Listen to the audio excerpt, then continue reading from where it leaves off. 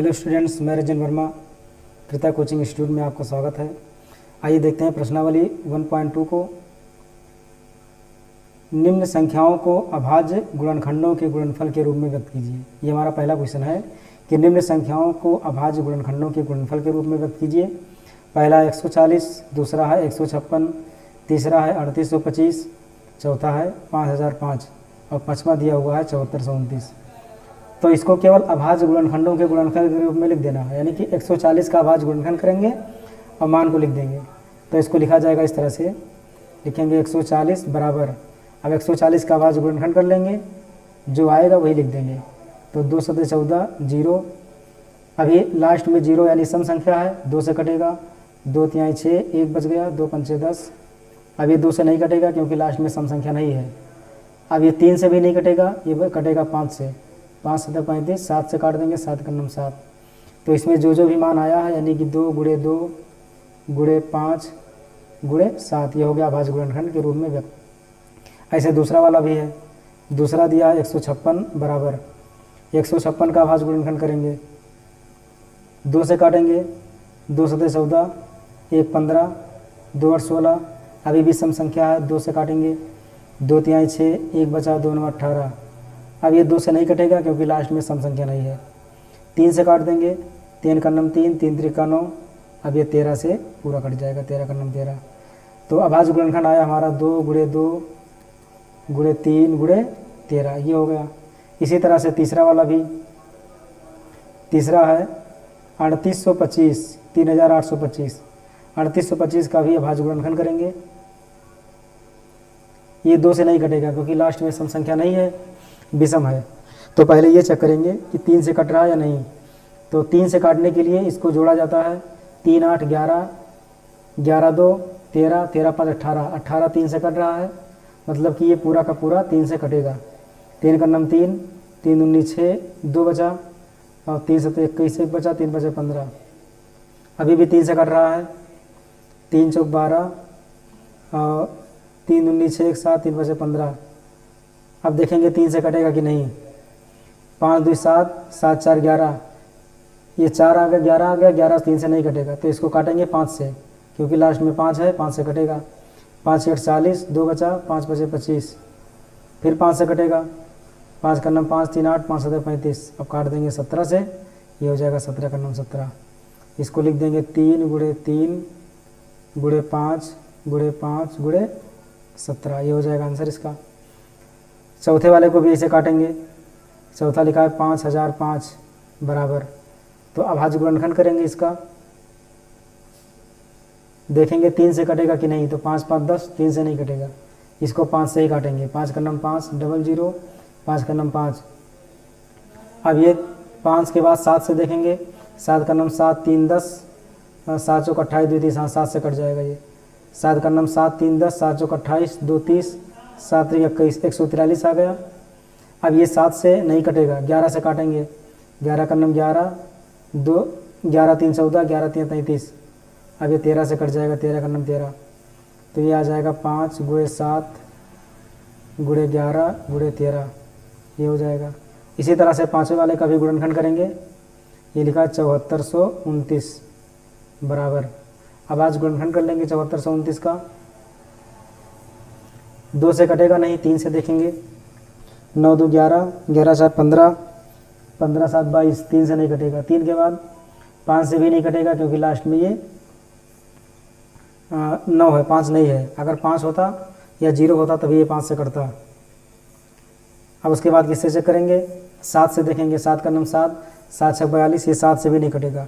7 के बाद देखेंगे 11 से, 11 से चेक करने देखेंगे कटेगा कि नहीं कटेगा। तो ये जो संख्या है वो 11 से भी नहीं कटेगा, ये संख्या कटेगा डायरेक्ट 17 से। जब 17 से काटेंगे तो आएगा 17 चौका 68 और 17 3 51, 17 7 119। अब इसको काट देंगे डायरेक्ट 19 से, तो हो जाएगा 19 दूना 38 और 19 3 57, काट देंगे 23 से, तो हो जाएगा 23 का 23। तो ये आ जाएगा 17 गुणे 19 और गुणे 23। ये पहला क्वेश्चन कंप्लीट हुआ। अब देखेंगे दूसरे वाले को।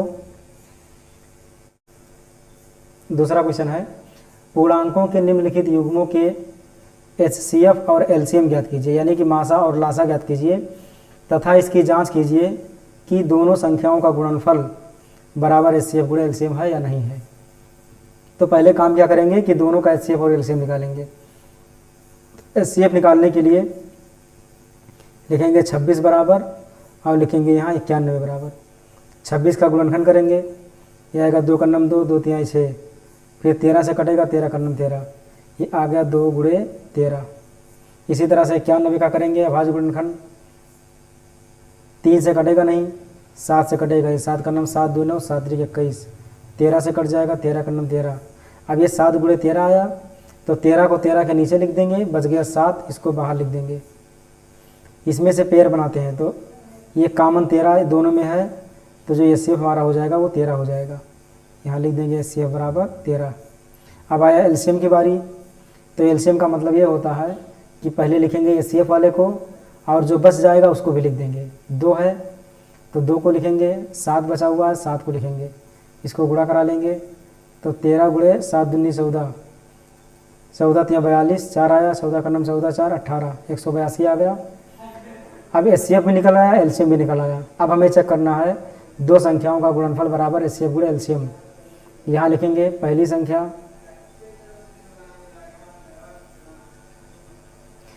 संख्या गुणे दूसरी संख्या बराबर HCF गुणे LCM। तो मान रख देंगे पहली संख्या कितना दिया हुआ है, पहली संख्या दिया था 26, तो यहाँ लिख देंगे 26, दूसरी संख्या हमारा है 91 बराबर HCF आया था 13 और LCM आया है यहाँ से 182, तो यहाँ लिख देंगे 182। अगर दोनों तरफ गुणा कराने पर मान बराबर आ रहा है तो जो हमारा मान आया है HCF LCM वो सही है। तो 91 का 26 से गुणा करा लें, 6 का नम 6, 6 9 54, 2 का नम 2, 2 9 18, जोड़ेंगे 6 4 2 6, 8 5 13, 1 और 1 2, ये हो गया 2366। तो यहाँ लिख देंगे 2366 बराबर। अब 13 का गुणा करा देंगे 182 से, तो यहाँ गुणा करा लें 182 का गुणा 13 से, 13 दूना 26, 2 आया, 13 8 104, 104 और 2 106, 10 बचा, 13 का नम 13 10 23, ये भी आ गया 2366। तो यहाँ लिख देंगे 2366। तो ये देखेंगे तो दोनों मान बराबर है, पहली संख्या गुणे दूसरी संख्या बराबर HCF गुणे LCM। तो यहाँ लिख देंगे प्रूव्ड, यानी सिद्ध हुआ। जो सत्यता की जांच करना था वो सही है, तो यहाँ लिख देंगे सत्य है, ये हो गया। इसी प्रकार से दूसरे वाले को सॉल्व करेंगे, 510 और 92 को।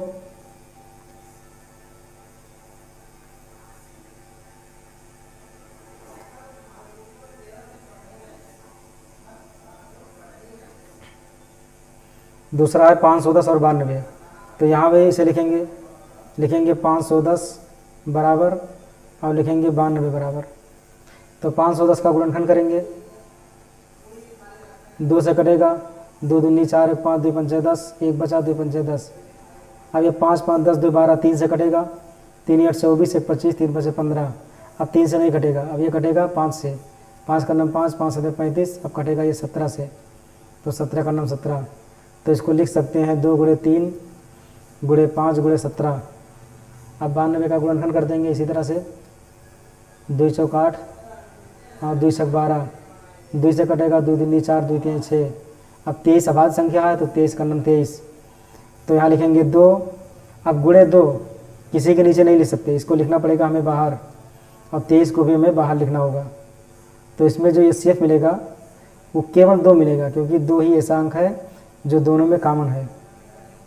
तो यहाँ लिखेंगे HCF बराबर 2 और LCM बराबर, LCM का मतलब जो भी बच गया हो, तो 2 गुणे यहाँ 3 बचा है, 5 बचा है, 17 बचा है, तो 3 गुणे 5 गुणे 17 और गुणे 2 गुणे 23।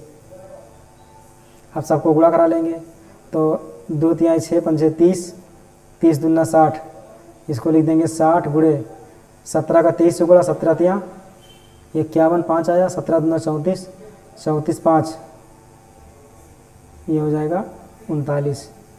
अब 0 इसे लिख देंगे, 6 का नम 6, 6 9 54 और 6 3 18। 18 5 23, ये आ जाएगा 23,460, एलसीएम आ गया। अब सिद्ध कराएंगे पहली संख्या गुणे दूसरी संख्या बराबर एचसीएफ गुणे एलसीएम। लिखेंगे पहली संख्या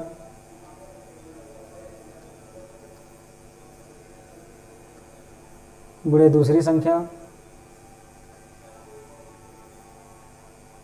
बराबर एचसीएफ गुणे एलसीएम।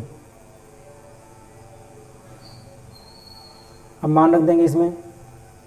पहली संख्या हमारा कितना है, पहली संख्या है 510 और दूसरी संख्या दिया हुआ था 92 और एचसीएफ आया था 2 और एलसीएम यहाँ आया 23,460, 23,460। इसको गुणा करा देंगे 510 का 92 से, तो 52 का 51, 510 को 92 से गुणा करा दें तो यहाँ लिख देंगे 92 गुणे 51, 1 दूना 2, 1 9 9, 5 दूनी 10, 5 9 45 से 46, यहाँ आएगा 2, यहाँ आएगा 9, यहाँ आएगा 6, यहाँ आएगा 4, 4692। ये गुणा कराने पर आया 4692, जीरो लगा देंगे, इसका गुणा कराएंगे 2 0 0, 2 6 12, 2 1 8 1 9, 2 3 6, 2 2 4। ये देखिए दोनों मान बराबर आ गया। अगर दोनों मान बराबर आ गया तो समझो कि ये सत्य है, ये होगा हमारा सिद्ध, ये सिद्ध होगा। अब देखेंगे अगले वाले को, तीसरा 336 और 54, तो ऐसे यहाँ भी लिखेंगे 336 बराबर और लिखेंगे 54 बराबर। 336 का गुणनखंड करेंगे, 2 से कटेगा 2 का 2, 1 3, 2 6 12 13, 2 1 16, फिर 2 से काटेंगे 2 1 16, 2 1 8, फिर 2 से काटेंगे 2 1 8, 2 दूनी 4, फिर 2 से काटेंगे 2 दूनी 4, 2 का 2, 3 से कटेगा 3 7 21 और 7 का 7। तो यहाँ लिखा जाएगा 2 गुणे 2 गुणे 2 गुणे 2, कितना 2 है, 2 2 4 और गुणे 3 गुणे 7, 54 का गुणनखंड करेंगे, 2 दूनी 4, 2 7 14, अब 3 से कटेगा 3 9 27, 3 3 का 9, 3 का 9 3, यानी आया 2 गुणे, अब बाकी 3 3 है तो 3 वाला लिखेंगे 3 के नीचे और बाकी को बाहर लिख देंगे, 2 3 बच गए, इसको बाहर लिख देंगे। अब इसमें देखेंगे एचसीएफ कितना है और एलसीएम कितना है। तो जो एचसीएफ आएगा वो यहाँ से 2 कॉमन है दोनों में और यहाँ से 3 कॉमन है दोनों में और कोई भी अंक कॉमन नहीं है, तो लिख देंगे 2 गुणे 3 बराबर 6 हो गया एचसीएफ। और एलसीएम, एलसीएम में पहले 6 को लिखेंगे एचसीएफ वाले को और जो बच गया उसको गुणा करा देंगे, तो 2 गुणे 2 गुणे 2 बचा है, यहाँ से 7 बचा है और ये 3 गुणे 3 बचा हुआ है।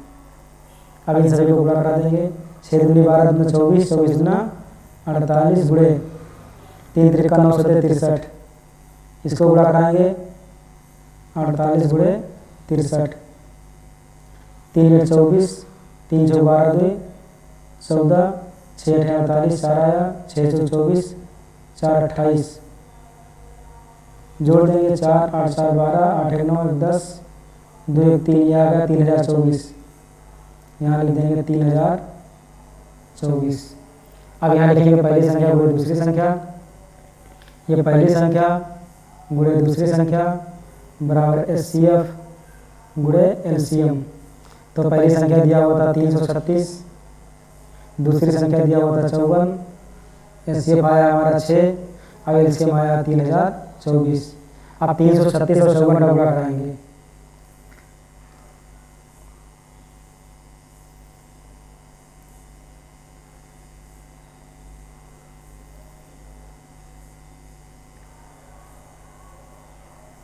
तो 336 गुणे 54, इसको गुणा कराएंगे तो 4 से 24 2 आया, 4 से 12 2 14 और 4 से 12 13, 5 36, 5 से 15 3 18 और 5 से 15 1 16, जोड़ देंगे 4 4 8 3 11, 1 आया, 6 1 7 1 8, 1 ये 18,144 आया, यहाँ लिख देंगे 18,144। ये आ गया मान पहली संख्या को दूसरी संख्या का। इसको गुणा कराएंगे 6 चौक 24, 6 दूनी 12 2 14, 6 0 0 1, 6 3 18, ये 18,144 आ गया पूरा, यानी कि दोनों मान बराबर हो गए। तो ये लिख देंगे सत्य है, यानी प्रूव, ये सिद्ध हो गया हमारा। अब चलिए देखते हैं इसके बाद वाले क्वेश्चन को, तीसरे वाले को। ये तीसरा क्वेश्चन है, अभाज्य गुणनखंड विधि द्वारा निम्नलिखित पूर्णांकों के एचसीएफ और एलसीएम ज्ञात कीजिए। अभी जो हमने प्रश्न लगाया था सेम उसी तरह से लगेगा, केवल इसमें अभाज्य गुणनखंड विधि से एचसीएफ और एलसीएम निकाल देना है। तो पहला है 12 बराबर, फिर है 15 बराबर, फिर है 21 बराबर। तो 12 का गुणनखंड करेंगे, 2 से काटेंगे पहले, तो 2 छक 12, 2 तिहाई 6, 3 का नम 3, ये आएगा 2 गुणे 2 गुणे 3। 15 का गुणनखंड करेंगे, 3 पचे 15, 5 का नम 5, यानी 3 गुणे 5। 21 का गुणनखंड करेंगे, 3 सते 21, 7 का नम 7, ये आएगा 3 गुणे 7। तो 3 के नीचे 3 और 7 एकदम कर देंगे बाहर। तो यहाँ से एचसीएफ मिलेगा केवल 3, क्योंकि 3 ही ऐसा अंक है जो तीनों में कॉमन है। जो सब में उभयनिष्ठ रहता है उसी को एचसीएफ लिखा जाता है। अब बचा एलसीएम, तो 3 लिख देंगे एचसीएफ वाले को, और जो बच गया उसको गुणा करा देंगे। तो 2 गुणे 2 और गुणे 5 गुणे 7, तो गुणा करा दो, 3 दूनी 6 दूनी 12 पंचे 60, 60 गुणे 7, 7 छक 42, 420, ये हो गया आंसर इसका। अब इसी प्रकार से दूसरे वाले को लगा देंगे। इसी प्रकार से दूसरा वाला है, ये 17, 23 और 29। तो दूसरे को भी ऐसे लिखेंगे, 17 बराबर, 23 बराबर और 29 बराबर। तो 17 खुद अभाज्य संख्या है तो लिख देंगे 1 गुणे 17। 23 भी अभाज्य संख्या है तो लिख देंगे 1 गुणे 23। 29 भी अभाज्य संख्या है तो यहाँ लिख देंगे 1 गुणे 29। अब जब कॉमन करेंगे सब में तो केवल एक ही कॉमन होगा, क्योंकि जब मान उभयनिष्ठ नहीं होता सब में तो एक उभयनिष्ठ मान को लिखा जाता है। तो ये सेफ हो जाएगा इसका 1। अब बचा एलसीएम, तो एलसीएम में 1 को ले करके जो बाकी बचा उसको भी ले लेंगे। 17 गुणे 23 और गुणे 29 सबको गुणा करा देंगे। 17, 23, 29 को गुणा कराएंगे, आंसर आ जाएगा। तो 17 × 51, 17 दूना 34, 34 5 39, 391 गुणे 29, इसको गुणा करा देंगे। तो 391 गुणे 29 का गुणा, 9 का नम 9, 9 9 81, 9 3 27, 27 8 35, तो 2 का नम 2 और 2 9 18 और 2 3 6 7। तो यहाँ आ गया 9, ये आ गया 2 1 3, 8 5 13, 1 आ गया, 7 3 10 11, ये आ गया आंसर 11,339। ये एलसीएम आ गया, यहाँ एचसीएफ आ गया, दोनों मान मिल गए। अब देखेंगे तीसरे वाले को। तीसरा है 8 बराबर, 9 बराबर और 25 बराबर। तो 8 का गुणनखंड करेंगे, 2 दूनी 4 दूनी 8। 9 का करेंगे 3 त्रिका 9। 25 का करेंगे 5 हम 25। अब इसमें कोई भी मान कॉमन नहीं है। जब कोई भी मान कॉमन नहीं होता है तो ऐसी स्थिति में इसमें भी 1 से गुणा करा देते हैं, इसमें भी 1 से गुणा हो जाएगा, इसमें भी, तो कॉमन हो जाएगा 1। और एलसीएम 1 को लिखेंगे और बाकी सबको गुणा करा देंगे। तो 2 दूनी 4 दूनी 8, ये 3 त्रिका 9 था, ये 50 25 था। अब सबको गुणा करा देंगे। तो 25 अट्ठे 200 गुणे 9, तो 9 दूनी 1800 हो जाएगा। ये हो गया एलसीएम और यहाँ आ गया एचसीएफ। अब देखेंगे इसके बाद वाले क्वेश्चन को। चौथा दिया हुआ है कि एचसीएफ 306 और 657 बराबर 9। अब एलसीएम 306 और 657 ज्ञात कीजिए। यानी एचसीएफ दिया हुआ है, एलसीएम ज्ञात करना है और दोनों संख्याएं भी दी हुई हैं। तो अभी इसके पहले फार्मूला पढ़ चुके हैं कि पहली संख्या गुणे दूसरी संख्या बराबर एचसीएफ गुणे एलसीएम। पहली संख्या दिया हुआ 306, दूसरी संख्या दिया है 657 और एचसीएफ हमारा दिया हुआ है 9 और निकालना है हमको एलसीएम। तो एलसीएम निकालने के लिए 9 को ले आएंगे इधर बराबर के इस तरफ। तो 306 गुणे 657 बटे 9 बराबर हो जाएगा एलसीएम। 9 से भाग कर देंगे, 9 का नम 9, 9 दूनी 18, 9 3 27, 3 30, 9 4 36। ये आ गया एलसीएम बराबर 34 गुणे 657।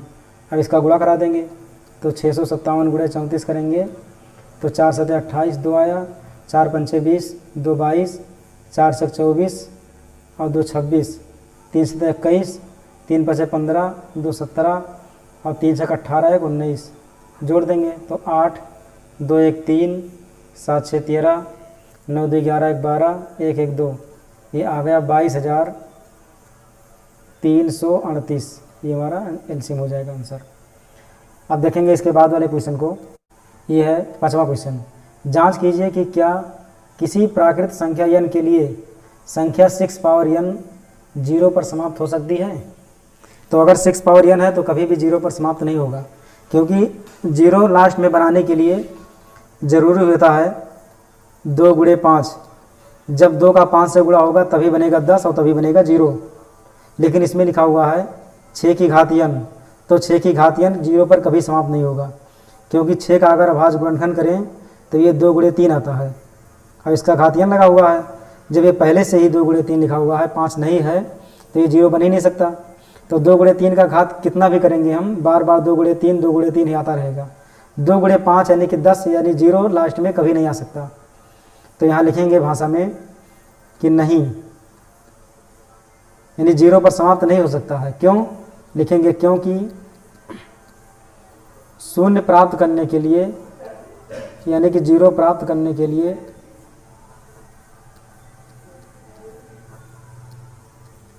जीरो प्राप्त करने के लिए 2 गुणे 5 होना आवश्यक है, आवश्यक है। जबकि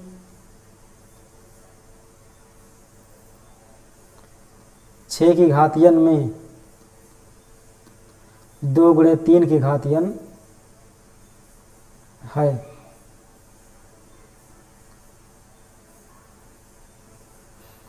तो ये हो जाएगा कि संख्या 0 पर कभी समाप्त नहीं हो सकता। तो लिखेंगे, देखेंगे 6वां क्वेश्चन। व्याख्या कीजिए कि 7 गुणे 11 गुणे 13 प्लस 13 और 7 गुणे 6 गुणे 5 गुणे 4 गुणे 3 गुणे 2 गुणे 1 प्लस 5 भाज्य संख्याएं हैं, क्यों हैं? भाज्य संख्याएं क्यों हैं? अगर ये संख्याएं भाज्य हैं तो क्यों हैं? तो किसी भी संख्या का भाज्य होने के लिए जितने भी पद दिए रहते हैं, जब तक उसमें से कोई अंक कॉमन यानी उभयनिष्ठ नहीं होगा तब तक कोई संख्या भाज्य नहीं हो सकता। इसमें देखेंगे 7 गुणे 11 गुणे 13 ये एक पद हो गया, और प्लस के बाद जो 13 लिखा हुआ है ये दूसरा पद है, और इन दोनों पदों में 13 दोनों में लिखा हुआ है, तो 13 कॉमन कर लेंगे तो बचेगा 7 गुणे 11 और प्लस यहाँ बच जाएगा 1। अब ये जब 13 उभयनिष्ठ हो जाएगा दोनों में, तो इसमें कह सकते हैं कि ये भाज्य संख्या है। तो इसमें लिखा जाएगा क्योंकि दोनों पदों में,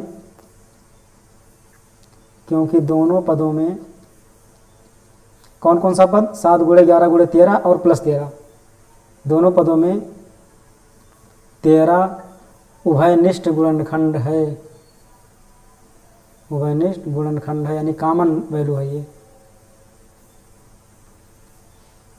इसलिए ये भाज्य संख्याएं हैं।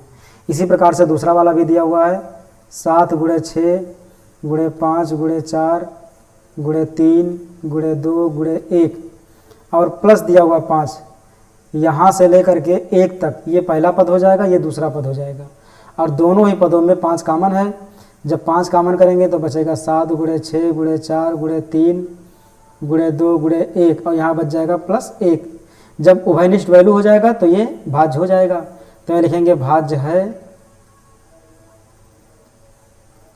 क्योंकि दोनों पदों में